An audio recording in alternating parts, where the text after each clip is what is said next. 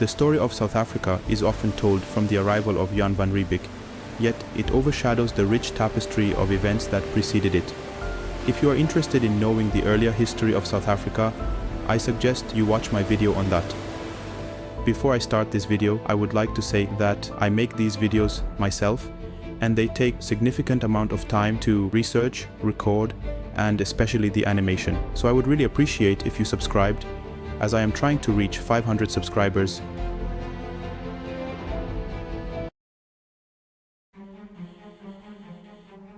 In 1652, Jan van Riebeeck arrived at the Cape of Good Hope, leading an expedition for the Dutch East India Company. The Dutch government granted the company a trade monopoly with the right to make treaties with local indigenous people, to build forts and maintain armed forces, and to carry on administrative functions through officials who were required to take an oath of loyalty to the Dutch government. However, at the tip of Africa, the primary mission was not to colonize, but to establish a refreshment station at the bay, providing a critical halfway point for ships traveling between Europe and Asia. Fresh produce and meat were vital for preventing scurvy among sailors on these long voyages. Upon arrival, Van Riebeeck and his men encountered the indigenous Khoisan people, who had lived in the region for thousands of years. The refreshment station established by Van Riebeeck laid the foundations for what would become Cape Town. A fort was built, and a small trading port emerged. Although the Dutch East India Company had no initial plans to colonize the area, the strategic importance of the location quickly became apparent. By 1657, Dutch immigrants, known as burghers, were permitted to settle and farm on the outskirts of the port. These burghers supplied the Dutch East India Company with fruit, vegetables, wine, and beer, ensuring a steady flow of provisions for the passing ships. As the trading port grew, so did the need for labor. The company began importing slaves in 1658 to address the labor shortage. These slaves came from various regions along the Indian Ocean rim, the Malay Peninsula, Madagascar, and the East African coast. This diverse slave population was integral to the burgeoning economy of the Cape Colony. Initially, the company bartered with the Khoi for their cattle and sheep. However, the company's increasing demand for livestock soon placed significant strain on the Khoi communities. The balance of power and resources began to shift, setting the stage for future conflicts. As more European migrant stock farmers, known as trekboers, advanced into the interior, conflicts with the Khoi and San over land and resources ensued. Tensions grew as Europeans settled and pushed the Khoisan away from their grazing lands. Despite concerted resistance from the Khoisan, European encroachment to the north and east of Cape Town continued steadily through the 17th and 18th centuries. The loss of land and livestock, coupled with the introduction of European diseases like smallpox, resulted in the rapid disintegration of Khoi social and political organization. The San, in particular, faced harsh treatment from the trekboers, who viewed their hunter-gatherer lifestyle as backward and uncivilized. This disdain culminated in a genocidal campaign against the San during the 1770s and 1780s, pushing them into Kalahari Desert.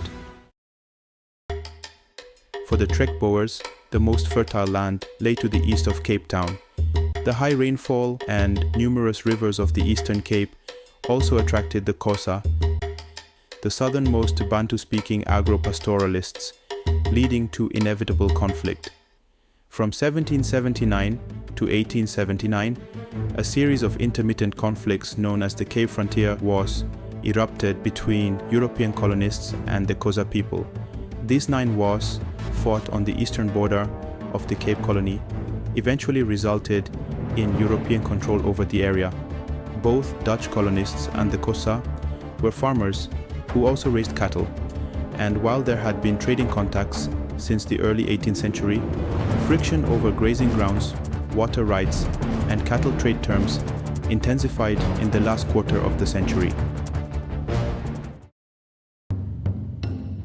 To reduce conflict, the Dutch colonial governor declared the Great Fish River as the eastern boundary of the Dutch colony in 1778.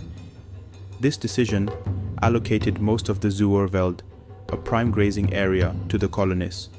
When some Xhosa were expelled from the area in 1779, tensions escalated, leading to the First War.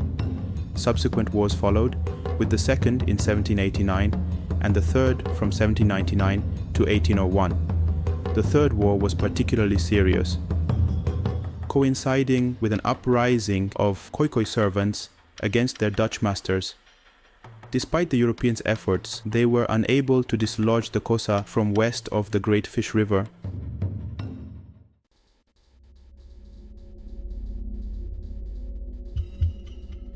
When Britain went to war with France in 1793, both countries aimed to control the Cape to dominate the crucial sea route to the east. The British occupied the Cape in 1795, ending the Dutch East India Company's role in the region. Although the British relinquished the colony to the Dutch in the Treaty of Amiens in 1802, they reannexed it in 1806 at the start of the Napoleonic Wars. The Cape became a vital base for Britain prior to the opening of the Suez Canal in 1869, and the Cape's economy was closely integrated with that of Britain. 5 more indecisive wars occurred between 1811 and 1853. By this time, the British controlled the colony.